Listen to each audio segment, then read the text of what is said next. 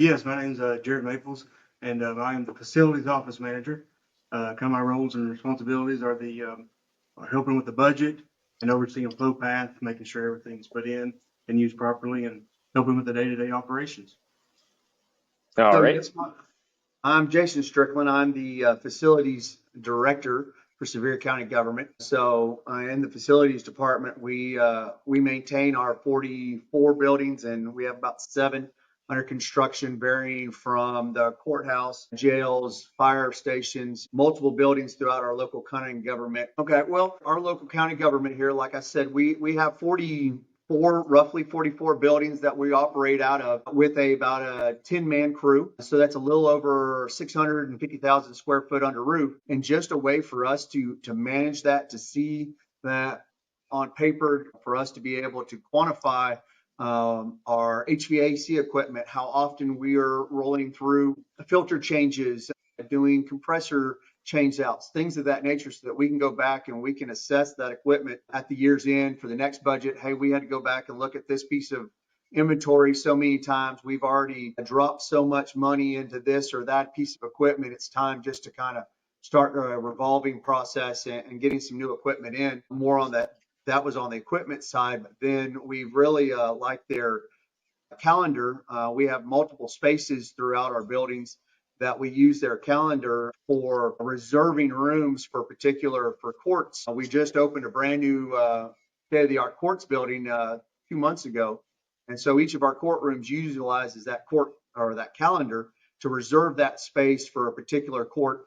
And so that's really been able to open transparency through our department and through our county government on where they can utilize space for meetings or other events.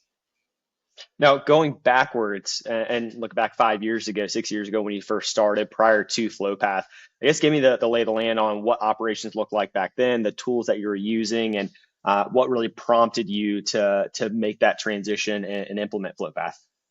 Well, those tools were this pen right here and a notebook that was held in the mayor's office, and an individual would call into the mayor's office and say, hey, I wanted such and such a room from this time to that time, and they would just put it in a paper calendar, and that's where it's set. If if an individual forgot to put it in there, or that calendar got lost, then we were back at square one. So this allows us, especially for the events, we can have the assignee put in, they want chairs set up in this way, they need food, they need drink, they need IT. And then that creates a work order that sends to our technician prior to that event starting, where they can go up and set the room up exactly the way that it was supposed to be. And we have some accountability to that, and other individuals can see what is transpiring in the life of that work order and that event. And now we're able to track down to the roll of toilet paper. I know how much toilet paper goes through our county government on any given month, and it sounds kind of funny, but when you can track something as used as much as toilet paper, that helps you in that budget. That allows you to see trends. It's allowed us to go into a budget meeting and request additional employees and have backing on, this is the workload that we're taking on. These are the items that we are addressing day to day, and this is still the work orders that we have out there that are pending.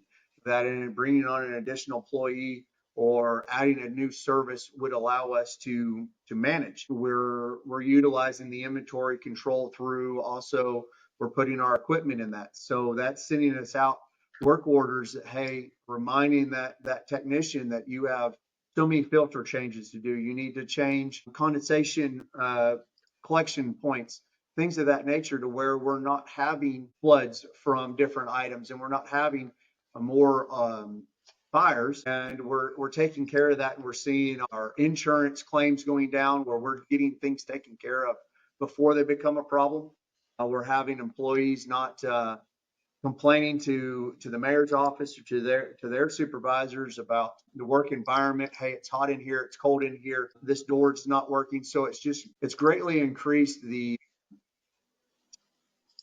overall work environment. You can think about it. You can look at the numbers, and we looked at the numbers for almost a year, comparing FlowPath to other of your competitors out there. And truly for the price point, there was nothing that could beat it. And so once we made that choice, it's making that choice that you're going to bring something like this on.